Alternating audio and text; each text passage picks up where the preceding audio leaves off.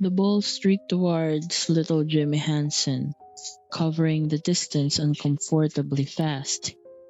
The scrawny boy, 2 sizes too small with the aviator glasses, cringed out of the way.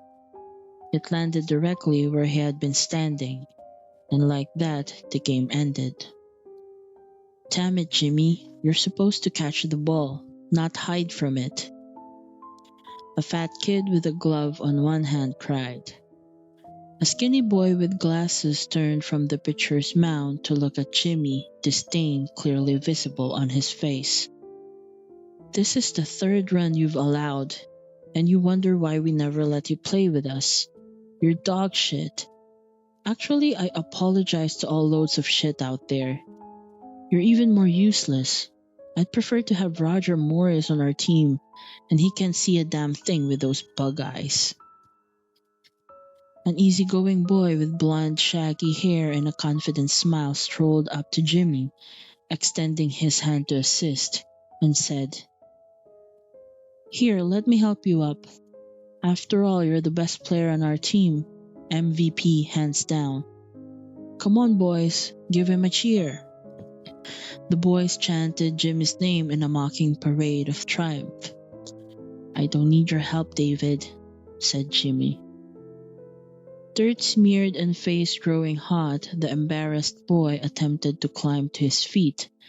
The hand extended to help struck lightning fast, catching the smaller boy squarely in the chest. With a groan of pain, the dirty boy hit the ground for the second time that afternoon.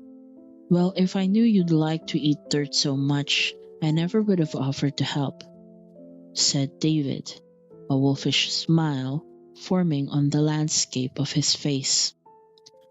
A chorus of cruel laughter echoed all around. "I hate you, David Baxley," said the whizzing boy. David looked at Jimmy with disgust, giving him a savage kick to his left kidney.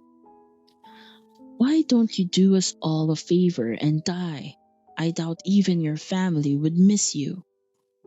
The rest of the boys walked away, leaving the bleeding Jimmy whimpering on the ground.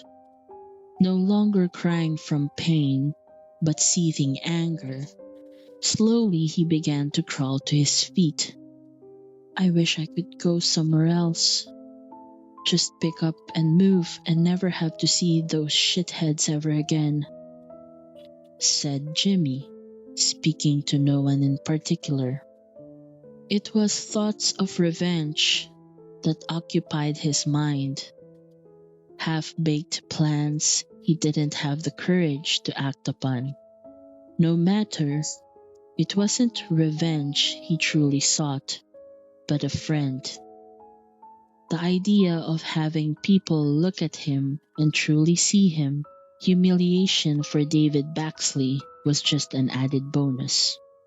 The bloody boy was still fantasizing about these things when he found himself staring at the intersection of Jackson and Main Street in the sleepy town of Brook Hollow, Tennessee. Brook Hollow is like many rural towns, so tiny that it doesn't even appear on the map. There are 876 residents in the tight-knit community, according to the 2008 census. Main Street boasts one general store, a gas station, the town hall, and Debbie's Diner. It was on the outside of the later building that he saw the missing sign of Jack Duncan, a 12-year-old boy from a neighboring town a few miles to the west. Jack was from Polk, a slightly larger town and known rival to Brook Hollow. Even though Jack was in the same grade as Jimmy, they had never met. Jimmy looked at the picture and saw that the boy had been missing for nearly 3 months. He wondered how his mom would react if he was missing that long. He reached the conclusion that she probably wouldn't even notice. Ever since she took that job at Debbie's to pay for the remainder of her husband's gambling debts, she was hardly even home. She was gone when he woke and didn't come back too well after he was asleep. The only time Jimmy had any communication with Laura Hansen was on Sundays. Even this small exposure was tainted by the bone deep exhaustion. She may have been present, even so, she wasn't there. Laura wakes, eats, drinks, uses the bathroom, yet she isn't really living. She reminded the boy of those cheesy horror movies they sometimes play late at night, The Walking Dead. As little as his interaction with Laura, at least she still lived in the ramshackle motorhome right off the main highway. His dad, if he even still qualified to be called that, left some time back, draining the joint bank account and leaving the two of them penniless. Jimmy didn't even know where he stayed, let alone had a phone number for the bastard. A few years back, he received a postcard from him. He was shelled up in some two-bit motel in the thriving city of Las Vegas. On the back of the card was a charming little note. It said, "Jimmy, I wish you could see the city. Maybe you could come out and visit. I'd love for you to come and hang with my friends. P.S. Could you have your mom send me some money? I'm in a little bit of trouble here." This led to his first real fight with his mom. He was adamant on going and meeting his father, thinking that if he got to know him, he could change him, bring him back. His mom wanted nothing to do with the man, nor did she want her son to be heard again. The argument got heated and words were exchanged. In the end, he stayed, but some things chafe over time. Things were never quite the same. If the boy was honest with himself, he would have to admit there is no one in his life. He has no friends in school, there is no one waiting for him at home, and he's not a part of any extracurricular activities. He goes to school, comes home, does his homework, makes dinner for his mom, and goes to bed. It has never occurred to him that he is lonely. The fact is, he has never known anything else. Jimmy doesn't actually live in Brook Hollow. His house is about 2 miles north up Highway 29. He lives outside of the school's jurisdiction, so he's unable to take the bus. He walks to school every day. The walk is peaceful and he actually looks forward to it.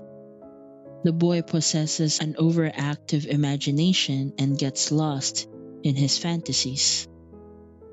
A little less today, his ribs ache with every step, but not even this inconvenience can ruin the solitary 2-mile trek back home.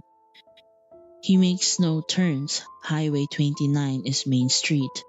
All he needs to do is walk straight and he will arrive at his house. But he is not walking in rural Tennessee anymore. He is a pioneer exploring the great frontier. Native Americans and wolves stalk him at night. He must be aware of the dangers that lie beyond every turn. He can see his way through any situation with the help of his trusty companion and best friend, One-Eyed Pete. Pete used to be an outlaw that robbed and cheated people, but changed his ways when Jimmy saved him from being hung on the hanging tree. A shudder runs through his body every time he remembers the hanging tree. It's the largest oak he had ever seen. He loves to climb trees, but would never dream of climbing that one. It is twisted, not a single leaf on its branches. If evil was ever a location, it would be at the heart of that gnarled tree. Jimmy doesn't like to think about it.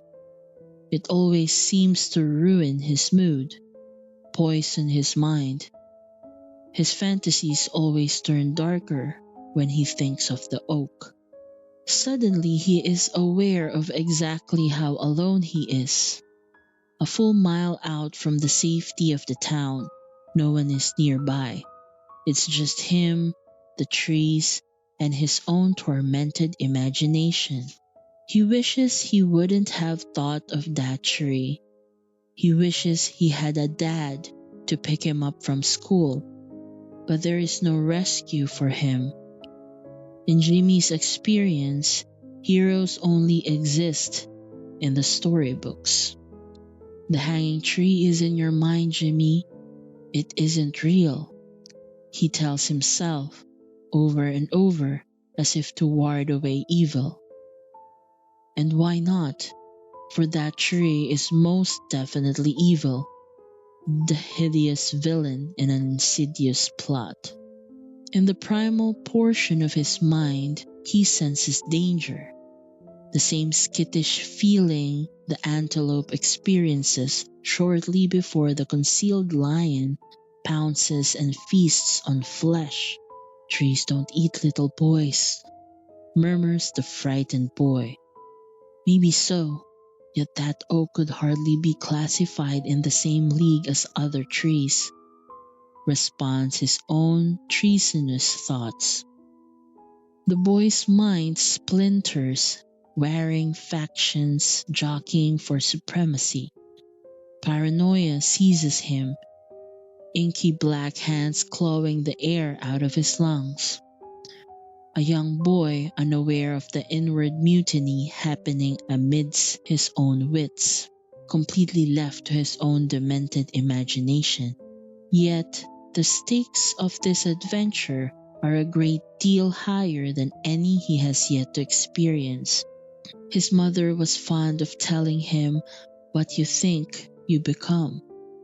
A truly awful thought slinks into his mind unbidden. What if the stories his mind conjures could gain reality too? The thought overwhelms the boy. His eyes shift back and forth, searching for threats. Jimmy's senses are keen to his surroundings, every twig snapping, a creature stalking, every bush rustling, a hungry beast ready to devour. Yet the petty fears of a child's tormented mind pales to the unearthly wrongness of the hanging tree. "What if Mom is right?" says the concerned boy to the emptiness. At this welcome thought, the boy slams his eyes closed in a futile attempt to banish the horrific idea. "The hanging tree isn't real," says Jimmy, knowing in his heart this isn't true. In the back of his mind, the boy is certain that the moment he opens his eyes, he will see it. He will see the strands of rope dangling from the gnarled branches. He will smell the decaying bodies. He will hear the creak of rope swaying gently in the cool breeze. The boy doubles his efforts in a vain attempt to keep his eyes closed. He sees red due to the strain he is putting on his muscles. He hears the steady pulse of his blood rushing in his head. The boy also understands that all this effort is for naught. He must open his eyes at some point. Jealousy creeps into the boy's heart, envy for the man born without sight. For the boy understands the moment he sees, there will be no coming back. The moment has come. Jimmy can no longer keep his eyes shut. Seconds before his eyes fling open, He feels the gentle touch of someone's hand on his shoulder. This touch startles him, and the boy throws wide his eyes. Sure enough, a few hundred yards in front of him stands the abomination. A lone tree on the top of a bald, scarred hill, not a living thing to be seen. No vegetation growing on the hill, no squirrels scuttling about, just a great oak standing, an obscene gesture to the god of this world. The only fruit of this tree, the decaying flesh of dead men, and likewise the only cup the curdled blood of those hanging, a final meal set for the boy, an unholy communion. The hand, whose was it? Was it even human? The little boy left visibly shaking at the touch of the unknown. Is this death? The icy grip of the reaper himself here to harvest with his scythe. No marriage, no children, not knowing the pleasures of true friendship. Life cut short, a lamentable state of affairs. It was in this line of thought where true courage was mustered, a strength measured not by the size of his muscles or the amount one could lift, but the more impressive type, the type quantified in the amount of shit one can wade, identified in the amount of crap hands dealt without bowing out together. Young Jimmy Hansen did the unthinkable. He turned and faced death, looking it in the eyes. Eyes, yes, but death perhaps not. It was no titan of horror, nor was it the poster child of demented evil. Child it was, but this boy was familiar. Not anyone from his class, yet he knew the boy. In a moment of clarity, he recognized him. It was the missing kid, Jack Duncan. He looked identical to the poster on the side of Debbie's diner. He wore the same black and white Vans t-shirt, ripped blue jeans, and some tattered tennis shoes. The thoroughly terrified Jimmy stood staring at the missing boy, mouth ajar. Jack, with an easy-going grin plastered on his face, said, "It's about time someone comes looking for me. I've been waiting for you, Jimmy, far too long." With an audible click, the boy shut his gaping mouth and responded, "Jack, you've been missing for nearly 3 months. Have you been out here all along? Are you alone? Are you hurt?" Jimmy fired these questions in rapid succession, growing more suspicious with each word. "I've been right here, waiting for you to come and play with me. You see, I'm like you. I never had anyone to play with either. Now you are here, and you must stay with me," said the bigger boy with a smile on his face. Jimmy's mind quieted. For the first time in his life, he saw himself clearly. A boy with no friends, no father, hardly a mother, bullied every day, and no way of escape.